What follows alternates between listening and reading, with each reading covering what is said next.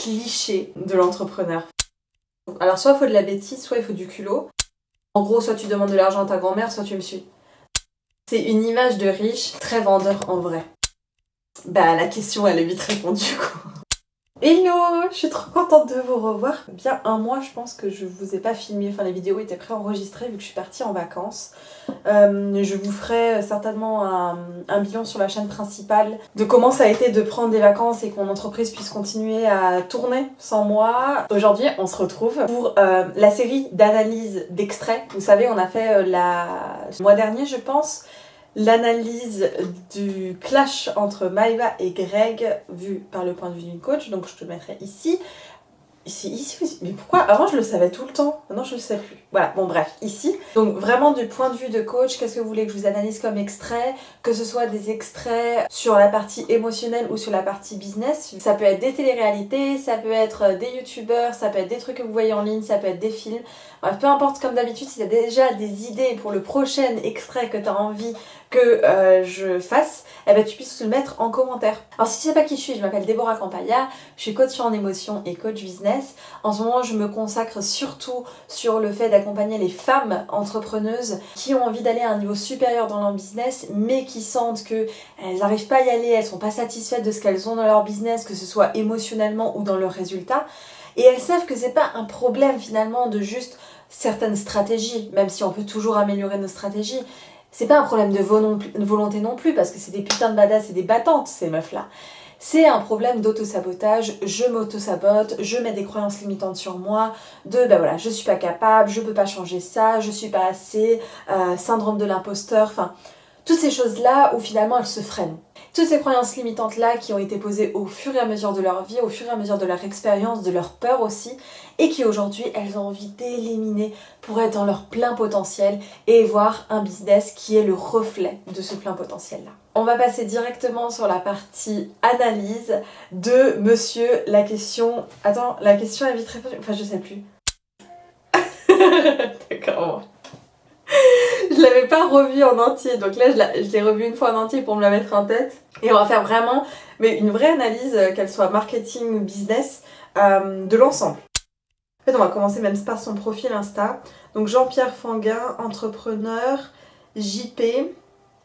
D'accord, je crois que c'était nécessaire de le mettre. Il l'a changé, hein, je crois, parce qu'avant, je crois qu'il avait suivi par Ronaldinho, enfin je sais pas, ce qui n'était pas le cas de ce que j'ai bien compris. Et il met son TikTok, son Twitter, on a des parties questions-réponses, lifestyle, concours. Ok, bon, il a quand même atteint 80 000 abonnés, enfin je sais pas si tu te rends compte, c'est quand même pas mal, je sais pas combien il en a répandu, mais on peut commencer directement avec le hashtag qu'on voit au tout début là. La question est vite répondue. D'un point de vue marketing, c'est génial ce qu'il a fait. Parce que souvent, on va te conseiller dans ton marketing d'avoir un nom autour de ta culture, d'avoir des gens qui puissent se reconnaître dans ta culture et qui ont envie en fait de te suivre, qui font partie de quelque chose. C'est quelque chose que tu vois beaucoup chez les youtubeurs qui ont un nom pour leur communauté, la Snap Family, les grandes stars, tu l'as aussi, les Belieber, les Ariana Tor, toutes ces choses-là. Et ça permet aux gens en fait d'être ensemble pour une vision commune qui est en fait la culture de l'entreprise, de l'entrepreneur. Et au lieu de juste parler de la personne, on va parler en fait de sa culture, on va parler de sa communauté. C'est génial parce que en fait aujourd'hui, qu'on connaisse son nom ou pas, moi je connaissais même pas son nom, ben on connaît sa culture, la question a vite répondu et on parle de lui. Donc non seulement ça lui fait de la publicité gratuite, donc le mec il est quand même ingénieux pour le coup. C'est une vraie technique de marketing hein, pour le coup, d'avoir une communauté qui puisse être autour d'une culture avant même d'être autour d'une personne. C'est quelque chose que tu vas voir quand tu vas rentrer dans des programmes de coaching aussi. Moi par exemple dans le coup de pouce, bah, c'est les pousseuses qui sont ensemble et elles savent se reconnaître entre elles. Elles ont l'identité de la pousseuse aussi. Quand on met aussi un nom comme ça sur la communauté, il y a une identité qui se cache derrière. Pour avoir travaillé pour des grandes entreprises, je le vois aussi. Moi par exemple, les pousseuses, c'est des meufs qui ont envie de donner de l'énergie aux autres filles, qui ont envie de se soutenir, qui ont envie de donner du soutien, mais qui ont besoin de soutien aussi. C'est des filles qui ont envie d'aller à l'étape supérieure, c'est des filles qui ont envie de connaître leur profondeur à l'intérieur d'elles, qui ne veulent pas rester dans une stagnation. Quand tu mets le nom, finalement, la question à vite répondue, on pense directement à ça. Les gens qui pensent à la question à vite répondue, on va voir des trucs comme de la richesse, déjà, certains trucs sexy derrière dans le marketing, marketing, voilà, des gros bolides, des costards, toutes ces choses-là. Faire de l'argent, des gens qui se différencient de la populace, voilà. Mais il y aura une identité en fait derrière la culture. Alors la description, contacte-moi et travaillons ensemble dès aujourd'hui. Ce jeune cycliste de classe basse sociale et vulgaire s'est permis de me traiter de trou du cul, c'est lamentable. Je vais lui donner un conseil marketing, mais il te dit contacte-moi et travaillons ensemble aujourd'hui. Ce qui est cool dans sa ligne marketing, c'est que ça suscite la curiosité. Souvent on va dire que pour écrire des bons textes, il faut que tu aies une bonne accroche. C'est ce que tu vas voir par exemple dans les vidéos YouTube, le titre c'est une accroche. Dans les posts Instagram, c'est les 3 premières lignes. Et on dit que pour qu'une accroche soit bonne, c'est une accroche qui suscite la curiosité ou la nouveauté. Et là, pour le coup, quand tu dis contacte-moi et travaillons ensemble, vu que c'est un peu flou, on a plus envie de peut-être y aller et voir ce que la personne te propose vraiment. Donc il suscite ta curiosité et ça c'est génial. Par contre, il y a plein d'endroits même dans sa vidéo où il y a quasi zéro en fait précision sur ce qu'il t'apporte vraiment. Il dit prends ton téléphone et fais-toi de l'argent. Qui, quand, où, comment, c'est pour qui, c'est pourquoi, en combien de temps, on sait pas vraiment. Ce serait bien d'alterner, voilà, si tu m'écoutes. Si on le voit ça vraiment d'un point de vue coach, d'un point de vue aussi, je sais pas s'il y a une arnaque ou quoi derrière, on va faire comme si c'était pas le cas. Ce jeune cycliste de classe sociale basse et vulgaire, en fait ça va tellement bien dans son image de marque de mettre cette description, donc c'est... Je sais pas si c'est vrai ou c'est pas vrai, mais en tout cas, en vrai, c'est bien réfléchi, on va dire, si ça l'est. C'est que, encore une fois, ça va dans sa communauté, en fait. Ça peut être de l'autodérision, et du coup, il y a des gens qui peuvent s'intéresser à lui à travers le clash, le drama. Les plateformes qu'elles aiment le plus, c'est le drama, le clash. C'est quelque chose que tu retrouves beaucoup dans les téléréalités, et ça fait parler, en fait. Les disputes, la polarisation. Voilà, il y a une technique, en fait, de marketing qui s'appelle le fait de polariser. Et polariser, ça veut dire prendre une vraie position sur un sujet et donc d'avoir des gens qui finalement te détestent vraiment, mais d'autres qui t'adorent vraiment aussi. Un exemple que je prends souvent pour exprimer la polarité, enfin le fait de faire de la polarité, de la polarisation, je sais plus comment on dit, Bilal Hassani. Bilal Hassani, si tu vois, c'est un mec, juste parce qu'il a assumé qui il était et des parties de lui qui pensaient vraiment, il a les deux extrêmes. Donc il a des personnes qui le détestent vraiment, mais il a des personnes qui l'adorent vraiment.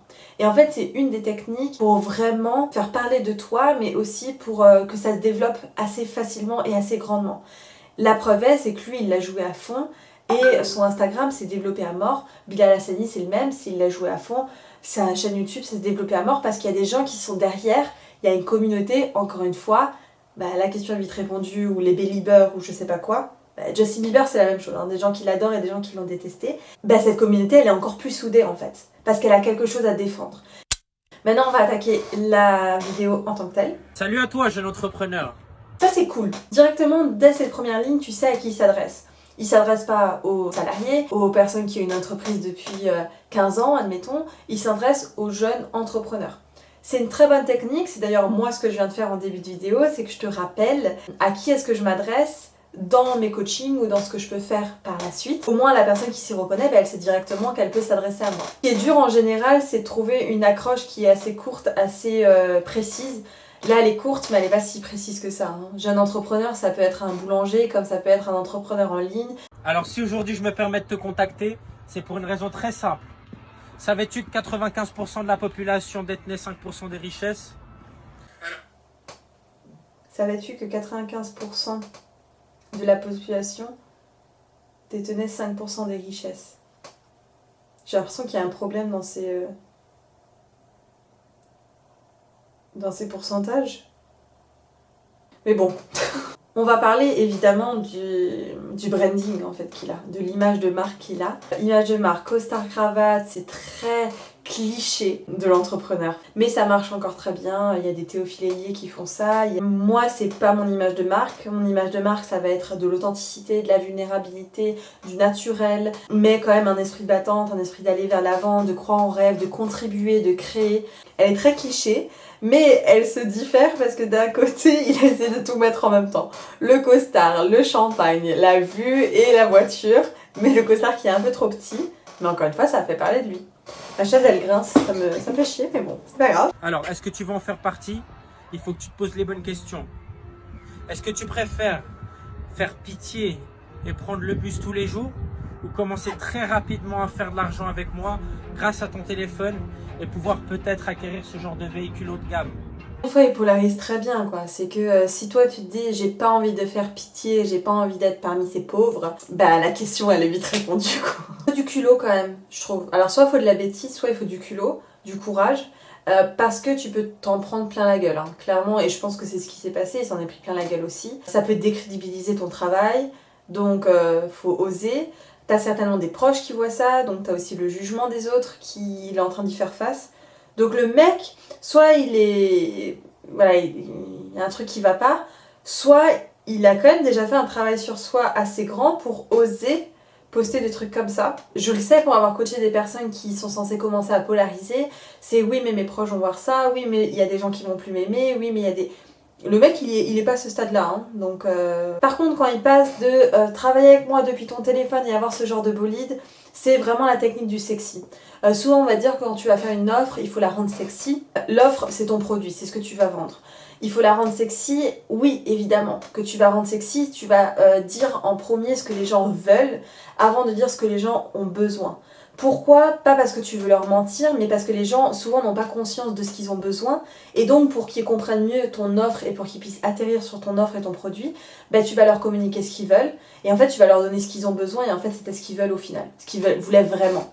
C'est juste que le niveau de conscience n'était pas assez haut pour faire cette différence-là. Mais là, il la rend sexy à l'extrême. C'est-à-dire qu'il va dire, tu prends ton téléphone, en gros t'as presque quasi rien à faire, t'as juste à décider que tu veux pas faire partie de la classe sociale basse, tu vas avoir ce genre de bolide.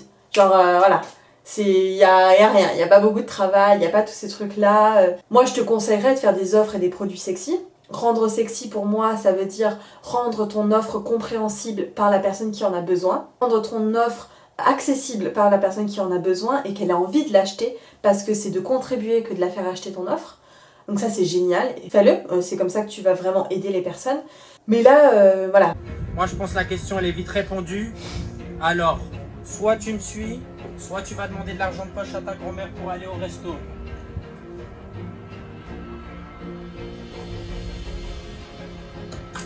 Avec moi, c'est comme ça que ça marche, ok? Merci bien pour les ballons.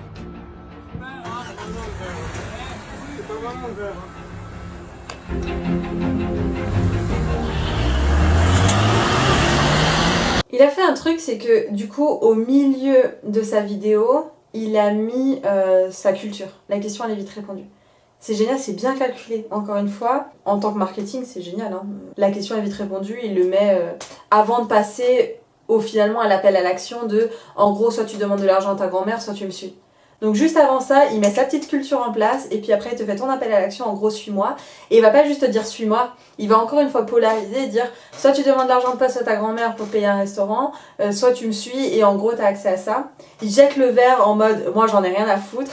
Bon, le petit truc que je kiffe, c'est les gens qui crient derrière. C'est marrant parce qu'en vrai ça vient un peu confirmer son message que les gens qui se plaignent, les gens qui crient, toutes ces choses-là, c'est les gens en vélo, quoi, la classe moyenne basse, là où je sais pas comment il dit. Alors que lui, il en a rien à foutre de son truc. C'est une image de riche, très vendeur en vrai. Beaucoup de gens, quand ils commencent à s'intéresser à la richesse et à l'argent, voient le lifestyle, voient l'argent c'est plus un problème. Plus on avance en général et plus j'ai l'impression qu'il n'y a pas que le lifestyle, il y a aussi les projets qui se mettent en place, l'importance de l'argent pour tes valeurs hautes. Moi, j'ai pas honte de le dire que oui, la richesse pour moi c'est important, mais je me verrais pas faire ça avec ma richesse. Après ça dépend de tes valeurs hautes, tu vois.